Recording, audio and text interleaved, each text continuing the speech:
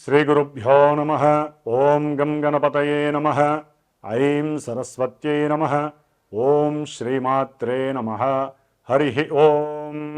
జపాకుసుమ సంకాశం కాశ్యపేయం మహాద్యుతిం తమోరిం సర్వపాపజ్ఞం ప్రణతోస్మి దివాకరం.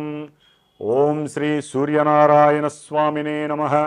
ఓం జ్ఞానానందమయం దేవం నిర్మలస్ఫటికాకృతిం ఆధారం సర్వవిద్యానాం శ్రీ హయగ్రీవముపాస్మహే.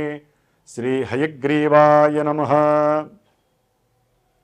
ఆదిత్యాయ చ సోమాయ మంగళాయ బుధాయ చ గురుశుక్రశనిభ్యశ్చ రాహవే కేతవే నమో నమః.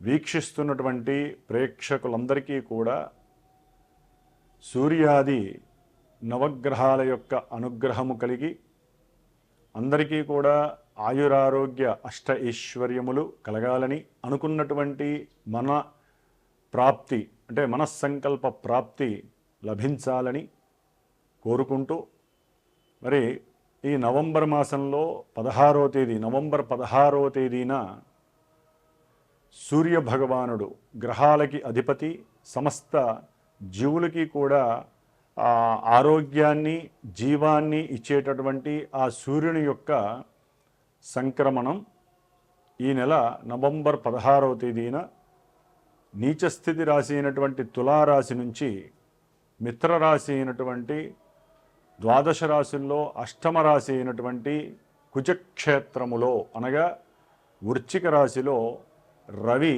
తన యొక్క సంచారాన్ని దాదాపుగా డిసెంబర్ 16వ తేదీ 30 రోజులు కూడా మిత్ర నక్షత్రమైనటువంటి విశాఖ నక్షత్రములో, అట్లాగే అనురాధ నక్షత్రము శత్రు నక్షత్రమైనటువంటి శని నక్షత్రములో, మిత్ర నక్షత్రమైనటువంటి లాభకరమైనటువంటి బుధ నక్షత్రము జ్యేష్ఠ నక్షత్రంలో తన యొక్క సంచారాన్ని సలుపుతూ, అట్లాగే మనకి మాసవారి అంటే రవి సంక్రమణ సమయంలో ఉన్నటువంటి గ్రహస్థితులను బట్టి కనుక చూసుకున్నట్లయితే కుజుడు కూడా తన యొక్క స్వక్షేత్రమైనటువంటి వృశ్చిక రాశిలో ఇప్పటికే తన యొక్క సంచారాన్ని చేస్తూ ఉన్నాడు. అట్లాగే బుధుడు తులారాశిలో వక్రగతిని పొంది దాదాపుగా ఈ బుధగ్రహము నవంబర్ 10వ తేదీ నుండి నవంబర్ 23 వరకు కూడా వృశ్చిక రాశిలో వక్రత్వాన్ని పొంది సంచారం చేస్తూ నవంబర్ 29వ తేదీన డైరెక్ట్గా మళ్ళీ ప్రయాణాన్ని చేస్తూ ఉంటాడు. డిసెంబరు 6న మళ్ళీ వృశ్చిక రాశిలోకి వస్తాడు. అంటే ఈ బుధగ్రహము అనేటటువంటిది వక్రగతిని పొంది వ్యాపార గ్రహము, బుద్ధికి కారకుడు, నరాలకి సంబంధించినటువంటి ఈ బుధగ్రహము అటు తులారాశి ఇటు వృశ్చిక రాశిలో అటు ఇటు సంచరిస్తూ ఎన్నో రకమైనటువంటి బుద్ధి వికల్పాలని కలుగజేస్తూ ఉంటాడు. అట్లాగే ధనకారకుడు, పుత్రకారకుడు అయినటువంటి సమస్త శుభాలకి కారకుడైనటువంటి గురువు బృహస్పతి దాదాపుగా నవంబర్ 11వ తేదీ వరకు కూడా తన యొక్క మిత్రక్షేత్రము ఉచ్చస్థిత రాశి అయినటువంటి కర్కాటక రాశిలో చక్కగా రుజుమార్గంలో సంచరిస్తూ ఎన్నో శుభాలను చేస్తూ కొన్ని రాశుల వారికి ఇప్పుడు నవంబరు 11వ తేదీ రాత్రి 8 గంటల తర్వాత నుంచి కూడా ఈయన మరలా వక్రగతిని పొంది మిథున రాశిలోకి డిసెంబర్ 5 తర్వాత మిథున రాశిలోకి ప్రవేశిస్తారు ఈ బృహస్పతి. అట్లాగే మనకి శుక్రుడు, ఈ శుక్రుడు దాదాపుగా నవంబర్ 26, 27వ తేదీ వరకు కూడా తన యొక్క స్వక్షేత్రమైనటువంటి తులారాశిలో తన యొక్క సంచారాన్ని జరుపుతూ నవంబర్ 27వ తేదీన ఈ శుక్రుడు తులారాశి నుంచి శత్రుక్షేత్రమైనటువంటి వృశ్చిక రాశిలోకి సంచారాన్ని జరుపుతూ ఉంటాడు.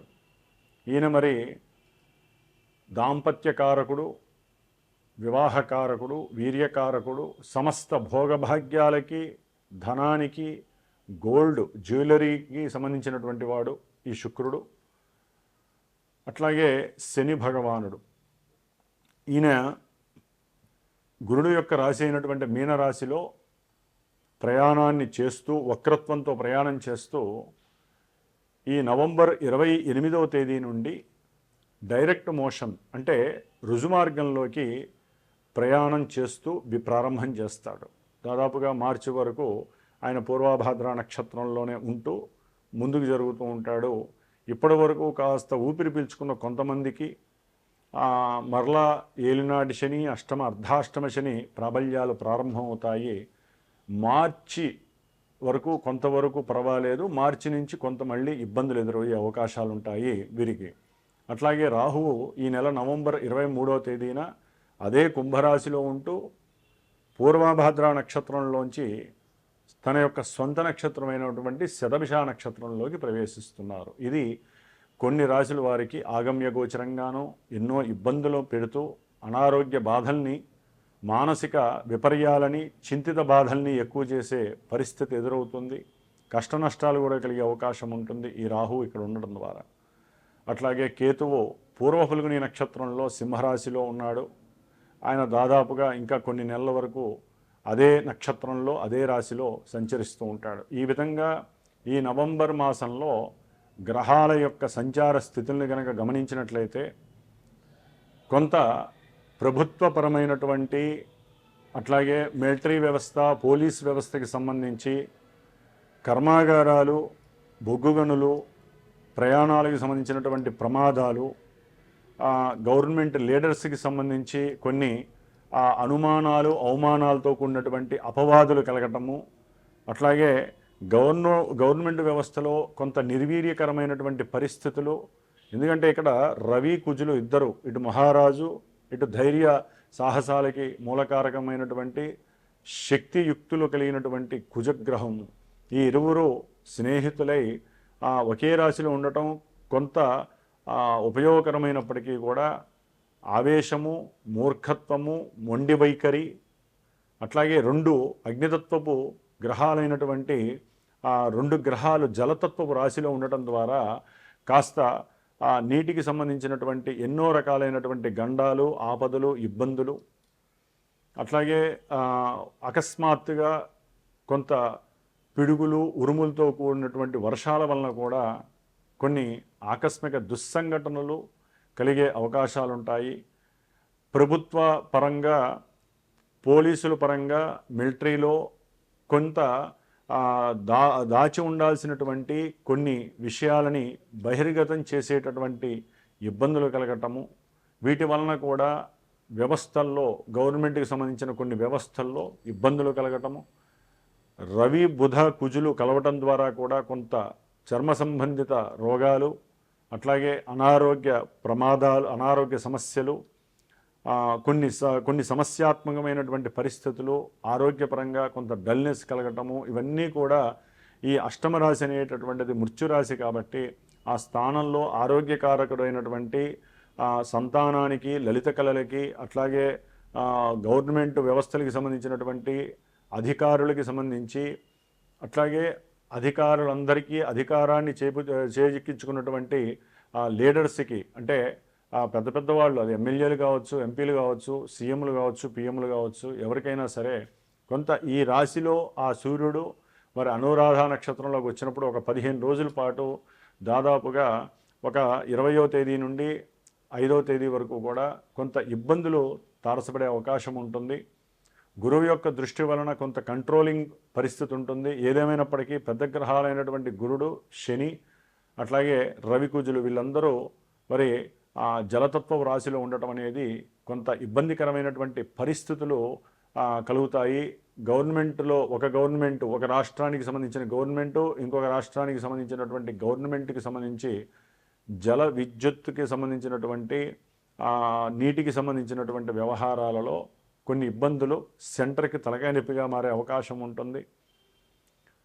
ముఖ్యంగా ఈ రవిగ్రహ మార్పు అనేటటువంటిది ద్వాదశ రాశుల వారికి ఏ విధంగా ఉంటుంది, అట్లాగే కొన్ని రాశుల వారికి రాహుగ్రహ ప్రభావము, ఏలినాడి శని ప్రభావము, ఆరోగ్యకారకమైనటువంటి రవిగ్రహ ప్రభావము, ప్రమాదాలని సూచించి ప్రమాదాలని చేసేటటువంటి కుజగ్రహ ప్రభావము, ఈ విధంగా ఈ గ్రహాల యొక్క దోష పరిహారార్థమై మరి ఈ యొక్క మా యొక్క శ్రీమాత జ్యోతిషాలయ పీఠంలో ఈ నెల కార్తీక మాసంలో 12వ తేదీ 13వ తేదీ కాశీ క్షేత్రంలో గంగానదీ తీరంలో కూర్చొని శతలింగార్చన 108 మృత్తిక అంటే పుట్టమన్నతో చేసినటువంటి మృత్తికా లింగాలకి శతలింగార్చన కార్యక్రమము చేసి పంచముఖి రుద్రాక్షకి కూడా అక్కడ అభిషేకం చేసి ఎవరైతే వారి యొక్క శని దోషాలు పోయి ధనప్రాప్తి కోసము అట్లాగే కొన్ని గండాలని ఇబ్బందుల్ని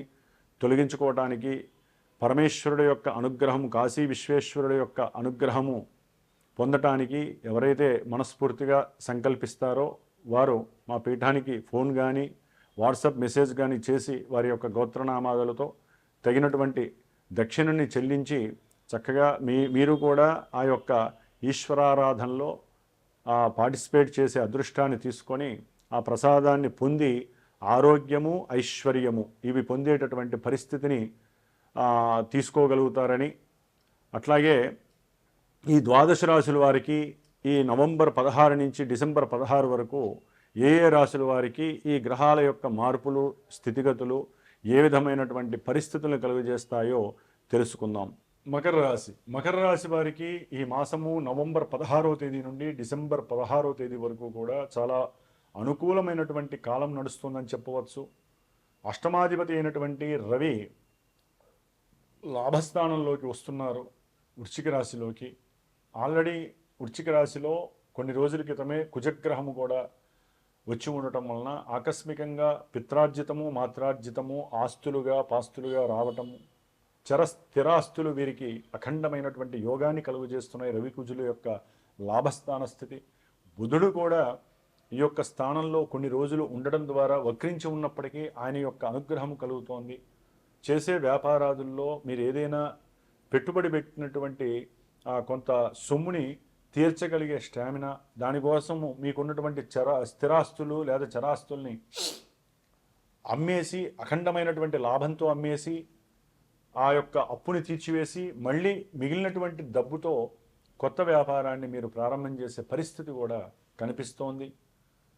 అట్లాగే గురుగ్రహ అనుగ్రహము డిసెంబర్ 5 వరకు మీకు చాలా సుస్పష్టంగా అనుకూలంగా ఉందని చెప్పుకోవచ్చు. వక్రించినప్పటికీ గురుగ్రహ దృష్టి మకర రాశి మీద పడుతుంది కాబట్టి కొంత అనుకూలమైన పరిస్థితులు కనిపిస్తున్నాయి. రవి కుజులపైన కూడా కనిపిస్తుంది కాబట్టి వాహనాల పరంగా కానీ స్థిరాస్తుల పరంగా కానీ ఇందాక చెప్పినట్లుగా అమ్మి కొంచెం పెద్దవి కొనటం, అంటే చిన్న డబుల్ బెడ్రూమ్ ఉన్నటువంటి వాళ్ళు 3 బెడ్రూము 4 బెడ్రూమ్ కొంటాము, లేదా విల్లాస్ కొంటాము, లేకపోతే ఉన్నటువంటి స్థలంలో చిన్న ఇల్లు ఉంటే దాన్ని చెడగొట్టి పెద్ద ఇల్లు వేసుకునే ప్రయత్నము చేయటము, దాని గురించి సమాలోచన చేయటము, చర్చించటము, ఇలాంటివన్నీ కూడా చాలా అనుకూలమైనటువంటి పరిస్థితులుగా గోచరిస్తున్నాయి.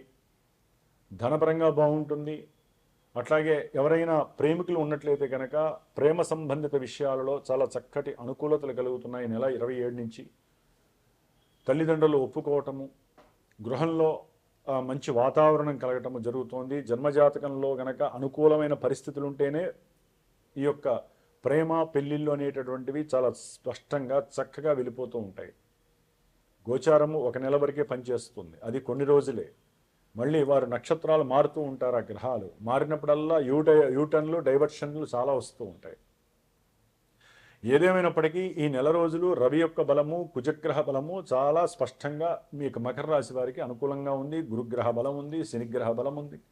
కాకపోతే అష్టమంలో ఉన్నటువంటి కేతువు ఎన్నో ఆకస్మిక దుస్సంఘటనలు, సంతానపరంగా కొంత ఇబ్బందులు కలిగజేసే అవకాశము, ద్వితీయంలో ఉన్నటువంటి రాహువు సొంత నక్షత్రంలోకి రావడం ద్వారా చక్కటి మీరు గనక నిర్ణయించుకుంటే సరైనటువంటి ఆలోచన పెట్టి సహాయ సహకారాలు మీరు తీసుకొని వేరే వారికి అందజేస్తూ కొంత పెట్టుబడి పైన పెట్టినట్లయితే వ్యాపారంలో మంచి వృద్ధి కలుగుతుంది. చేసేటటువంటి వృత్తిలో కూడా మీ మాటకంటూ ఒక